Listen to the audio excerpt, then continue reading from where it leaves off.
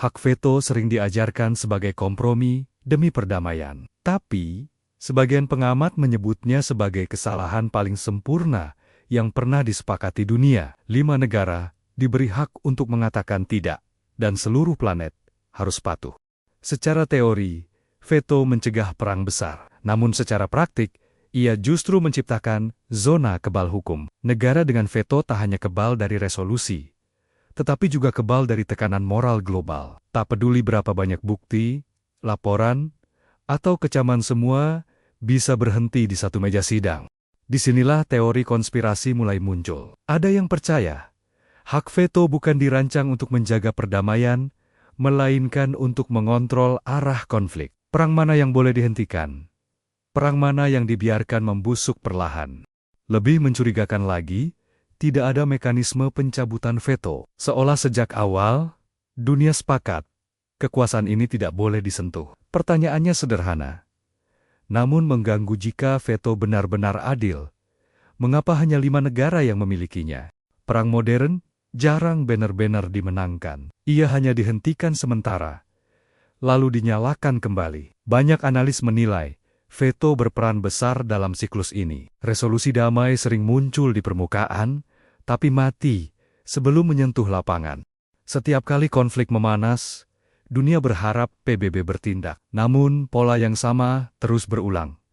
Voting digelar, dukungan mayoritas terbentuk, lalu satu negara mengangkat tangan veto. Konflik pun resmi ditunda, bukan diselesaikan. Di titik ini, muncul teori yang lebih gelap, bahwa konflik global sengaja dijaga dalam kondisi setengah hidup. Tidak cukup besar untuk memicu perang dunia, tapi cukup brutal untuk menciptakan ketergantungan pada senjata, bantuan, dan kekuatan besar. Korban sipil bertambah, pengungsi meningkat, namun resolusi tetap macet. Bukan karena dunia tak peduli, tapi karena sistemnya memang memungkinkan penderitaan berlangsung tanpa pelanggaran aturan. Jika veto benar-benar alat perdamaian, mengapa perang terasa seperti bisnis yang tak pernah bangkrut? Setiap veto memiliki dampak finansial. Ketika konflik tak dihentikan, anggaran militer naik, kontrak pertahanan ditandatangani. Teknologi senjata diuji di medan nyata. Semua terjadi saat kamera sidang PBB telah mati. Negara-negara pemegang veto juga dikenal sebagai pemain utama industri persenjataan global. Fakta ini jarang dibahas di ruang sidang, tapi selalu muncul dalam laporan ekonomi. Inilah celah yang memicu kecurigaan publik. Teori konspirasi menyebut veto adalah rem palsu. Terlihat seperti pengaman, namun sebenarnya mengatur kecepatan konflik agar tetap menguntungkan. Perdamaian total justru dianggap merugikan banyak kepentingan. Yang lebih ironis, negara-negara yang terdampak konflik jarang memiliki suara menentukan. Mereka hanya menjadi latar belakang statistik, sementara keputusan diambil ribuan kilometer jauhnya, di ruangan ber-AC. Konspirasi terbesar mungkin bukan soal rahasia, tapi tentang hal-hal yang dibiarkan terjadi secara legal.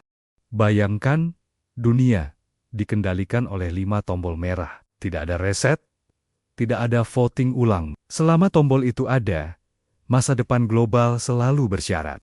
Reformasi PBB terus diwacanakan, namun selalu gagal. Alasannya sederhana dan ironis. Perubahan harus disetujui oleh pihak yang diuntungkan. Sebuah sistem yang mengunci dirinya sendiri. Sebagian menyebut ini bukan konspirasi, melainkan desain. Dunia pasca perang memang tidak pernah dimaksudkan untuk setara. Perdamaian hanyalah narasi, sementara kontrol adalah tujuan sebenarnya.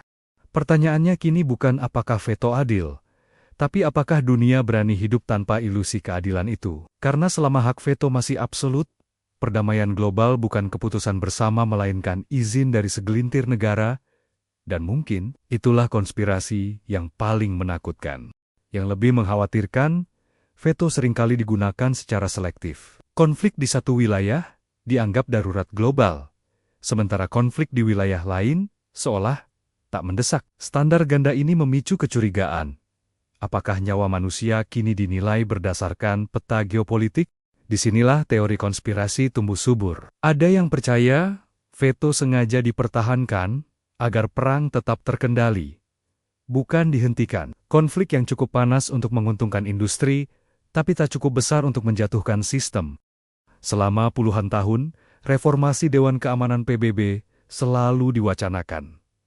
Namun hasilnya nihil. Ironisnya, perubahan sistem harus disetujui oleh negara-negara veto itu sendiri, sebuah lingkaran kekuasaan yang nyaris mustahil ditembus. Sebagian pihak percaya, dunia tanpa veto akan lebih adil. Setiap negara memiliki suara setara, dan kemanusiaan tak bisa diblokir oleh kepentingan nasional. Namun ada pula yang khawatir, tanpa veto, konflik global justru bisa meledak lebih cepat tanpa penyeimbang kekuatan besar. Disinilah dilema terbesar dunia modern. Memilih ketidakadilan yang stabil atau keadilan yang berisiko. Konspirasi negara veto bukan hanya soal niat jahat, tetapi tentang sistem yang sejak awal dirancang tidak seimbang. Pertanyaannya kini bukan lagi siapa yang salah, melainkan sampai kapan dunia mau menerima aturan ini. Karena selama veto tetap absolut, perdamaian global akan selalu bergantung pada persetujuan segelintir negara. Hak veto selalu disebut sebagai alat penjaga perdamaian. Tapi, setelah melihat semua ini, pertanyaannya berubah.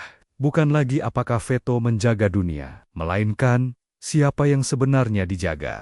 Ketika satu suara bisa membungkam ratusan negara, demokrasi global berubah menjadi ilusi. Ketika penderitaan bisa diblokir secara legal, keadilan menjadi pilihan, bukan kewajiban.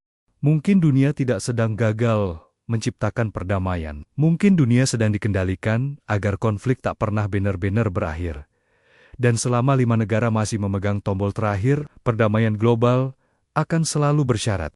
Dan selama 5 negara masih memegang tombol terakhir, perdamaian global akan selalu bersyarat.